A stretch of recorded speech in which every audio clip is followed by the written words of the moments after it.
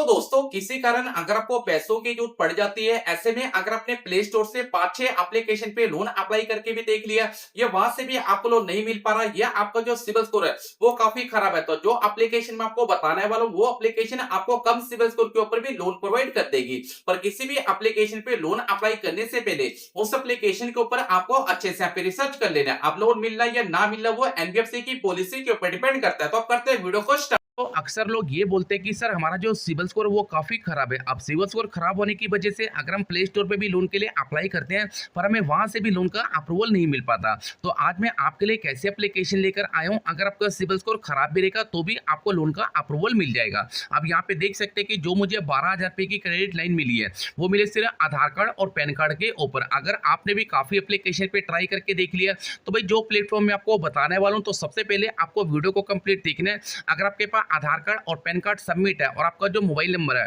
वो आपके आधार कार्ड से लिंक है, तो भाई इस एप्लीकेशन को ट्राई करके आप लोन के लिए अप्लाई कर सकते हैं। अब यहाँ पे देख सकते हैं कि 12,000 रुपये का मेरा अमाउंट है।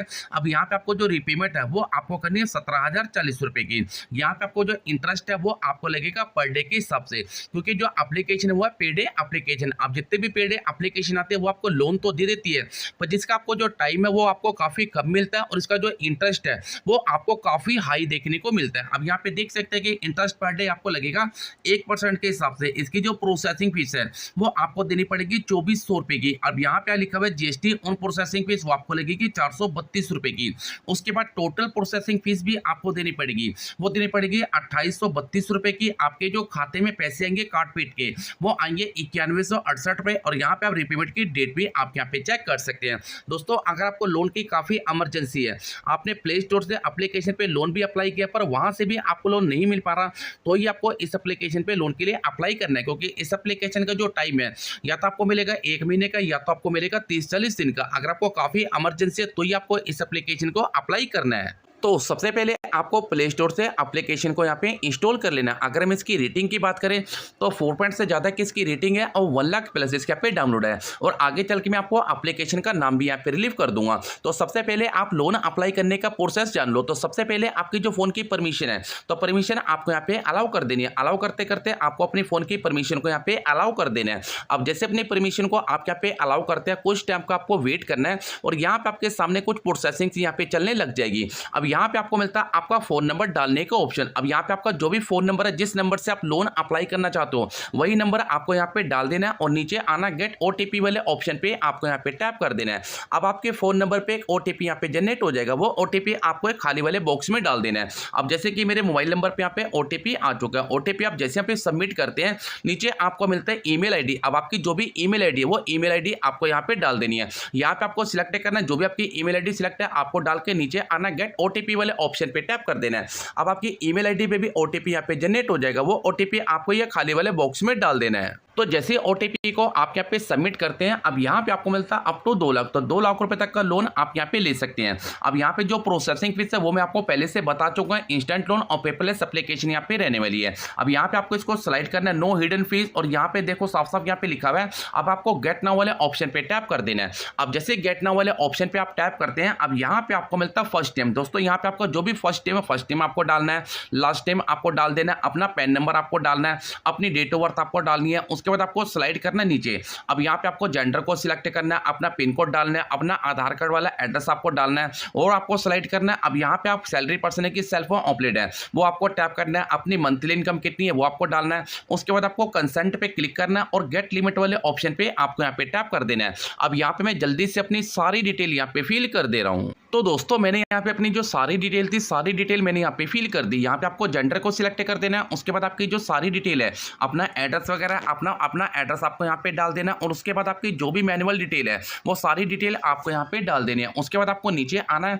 अब यहाँ पे आपको नीचे मिलता है गेट लिमिट, आपको गेट लिमिट वाले ऑप्शन पे आपको यहाँ पे टैप कर देना है। अब जैसे आप यहाँ पे टैप करते हैं तो फाइनल यहाँ पे जो मुझे लिमिट मिली है वो मिली है पूरे 12,000 रुपये की। अब जो 12,000 रुपये की मुझे यहाँ पे लिमिट मिली है इसकी जो डिटेल है वो मैं आपको पहले से यहाँ पे बता चुका हूँ। एक बार मैं आपको इसकी जो डिटेल है वो एक बार और यहाँ पे बता दे रहा हूँ।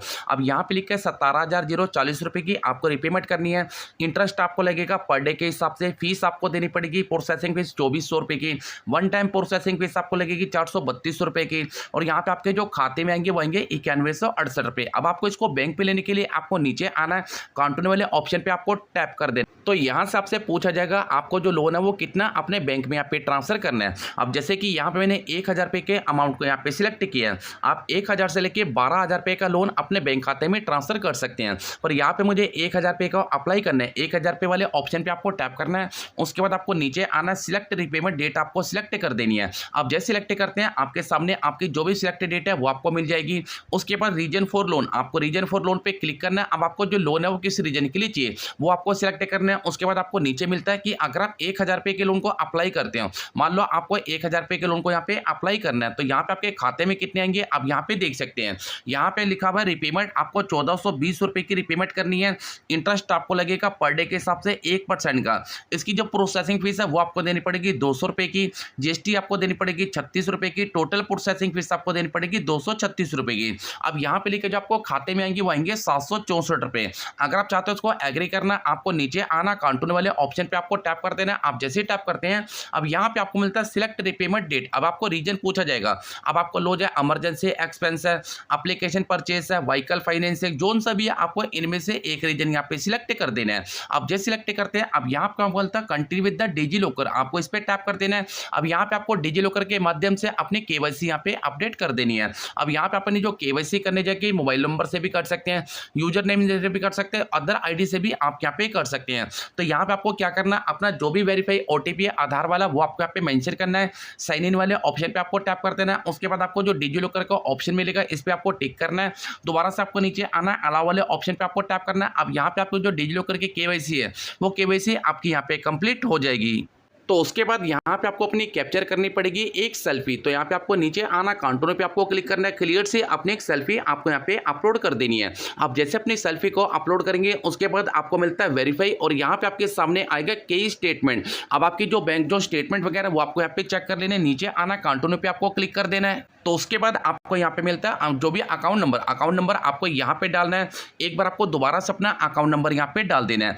IFSC कोड आपको डाल के और काउंटर वाले ऑप्शन पे आपको यहाँ पे टैप कर देना है। अब जैसे ही टैप करते हैं अब यहाँ पे आपको पूछा जाता है कि अगर आपके पास कोई प्रोमो कोड है तो प्रोमो कोड आप यहाँ पे लगा के अपनी जो कुछ प्रोसेसिंग फीस है उसको यहाँ पे वेव कर सकते हैं। अगर आपके पास नहीं है तो आप इसको ब्लैंक छोड़ेंगे, एक्सेप्ट वाले ऑप्शन पे टैप कर देना है। अब यहाँ पे आपको मिलता है रेफरेंस डिटेल। अब आपकी जो भी रेफरेंस की डिटेल है वो डिटेल आपको यहाँ पे डाल देना है। यहाँ पे आपको 1 रेफरेंस और यहाँ पे आपको 2 रेफरेंस की डिटेल डालनी है। दोस्तों अगर आप इस एप्लीकेशन पे लोन के लिए अप्लाई करते हैं और किसी कारण अगर आप इसकी रिपेमेंट नहीं करते या आप अपना नंबर को बंद कर लेते हो तो भाई कंपनी जो रेफरेंस नंबर है इन नंबर पे कॉल कर सकते हैं। उसके बाद आपको नीचे आना है, एक्सेप्ट वाले ऑप्शन पे क्लिक कर देना है। तो फाइनल यहाँ पे जो आपकी जो लिमिट है वो लिमिट आपको यहाँ पे शो कर जाएगी। जैसे कि मुझे पूरे 12,000 रुपये की यहाँ पे लिमिट शो कर रही है। अब आपको जितना भी लोन अपने बैंक में अप्लाई करना है, ट्रांसफर करना है, उतना आप यहाँ पे ट्राई कर सकते हैं।